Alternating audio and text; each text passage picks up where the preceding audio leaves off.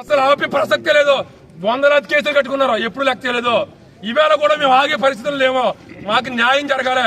Police వారు, మీరు, మా ఎమ్మెల్యే గారు ఏ న్యాయం చేస్తారో.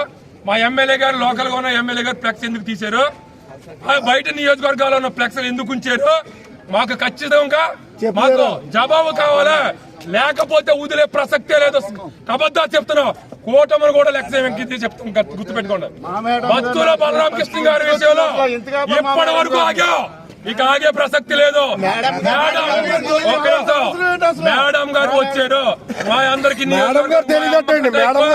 అందరు అమ్మ ఆవిడ మీద చేసి నా కొడుకు చెయ్యి నరికెట్ట కూడా ఆలోచించమని చెప్తున్నాం. ఆడు ఎవడైనా సరే, ఆడెవడో ప్రతాప్ రెడ్డి అంట, వాళ్ళు బయటికి రావాలి. దయచేసి ముఖ్యమంత్రి నారా చంద్రబాబు నాయుడు గారికి వినయించుకుంటున్నాం, ఉప ముఖ్యమంత్రి పవన్ కళ్యాణ్ గారు వినయించుకున్నాం. ఇది చాలా సీరియస్ విషయం. దయచేసి మా మేడం గారు రాజానగరం నియోజకవర్గం నన్నయ్య యూనివర్సిటీలో ఎంత అన్యాయం జరుగుతుంది.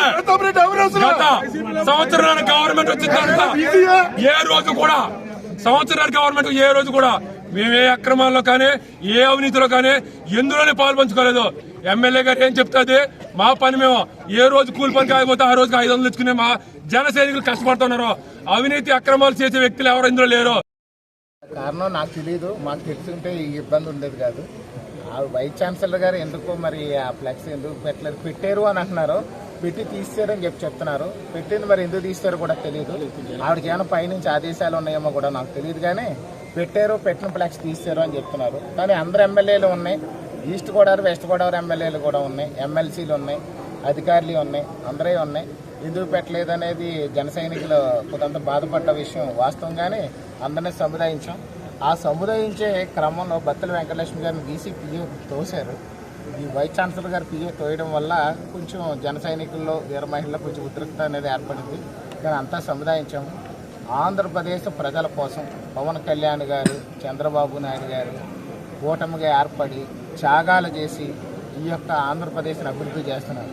అందులో భాగంగా నేను కూడా కూటమి ప్రభుత్వంలో ఉన్నాను కాబట్టి ఎన్ని అవమానాలు వచ్చినా తట్టుకోవడానికి సిద్ధంగా ఉన్నాను. నా భార్యను తోసిన, బత్తల వెంకటలక్ష్మి గారిని ఇబ్బంది పెట్టినా, నాకు ఫ్లెక్స్లు పెట్టకపోయినా ఇవన్నీ పెద్ద ఇష్యూలు కాదు. రాజానగరం నియోజకవర్గ ప్రజలకి మేము ఇచ్చిన హామీలు సక్రమంగా నెరవేర్తించడం ఒక్కటే మేము ఎజెండాగా పనిచేస్తాం తప్ప ఎలాంటివన్నీ కాదు. జన సైనికులు కాస్త అంత ఏంటంటే వాళ్ళ నాయకురాలు బత్తల వెంకటలక్ష్మి గారిని ఒక బీసీపీ అయ్యింది, అతను చూడడం వల్ల కొంచెం బాధ కలిగిన మాట వాస్తవం. కానీ దాన్ని కూడా మేము పరిగణలో తీసుకున్నాం. ప్రజా సంక్షేమమే ముఖ్యంగా లక్ష్యంగా మేము పనిచేస్తాం. దీన్ని ఏమి ఇష్యూ చేయొద్దండి. పవన్ కళ్యాణ్ గారు ఆశయ సాధనలో పనిచేస్తున్నాం కాబట్టి అంత ధర్మబద్ధంగా ఉన్నాం. ఏదో కుర్రాళ్ళ ఉద్రిక్తత ఏర్పడినప్పటికీ కూడా మళ్ళీ సముదాయించాం. నా మాట వింటారు, పైన పవన్ కళ్యాణ్ గారి మాట ఇంకా శాసనంగా ఉంటారు కాబట్టి మా వాళ్ళు ఎక్కడ కూడా ఎలాంటి తప్పులు చేయరు, పొరపాట్లు చేయరు. ఏదో కొంచెం ఉద్రిక్తత మాత్రం వస్తుంది. ఎందుకంటే అందరూ ఉన్నాయి, అసలు ఈ నియోజకవర్గానికి సంబంధం లేని వాళ్ళు కూడా ఫ్లెక్స్లు ఉన్నాయి. మా ఎమ్మెల్యేది ఎందుకు లేదు, స్థానిక ఎమ్మెల్యే లేదని ప్రశ్నించడం మాత్రం వాళ్ళు కరెక్ట్. కానీ పెట్టింది తీసారని కూడా కొంతమంది చెప్తున్నారు. అది ఎంతవరకు కరెక్ట్ కూడా నాకు తెలియదు. ముఖ్యంగా ఏంటంటే బత్తల వెంకటలక్ష్మి గారు తోసినందుకు కష్టం. సార్ ఎందుకు తీసారో అడిగే తెలుసుకునే ప్రయత్నం చేశారు సార్? చేశాం కానీ వాళ్ళు ఎవరో స్పందించట్లేదు, దేనికి కూడా స్పందించట్లేదు.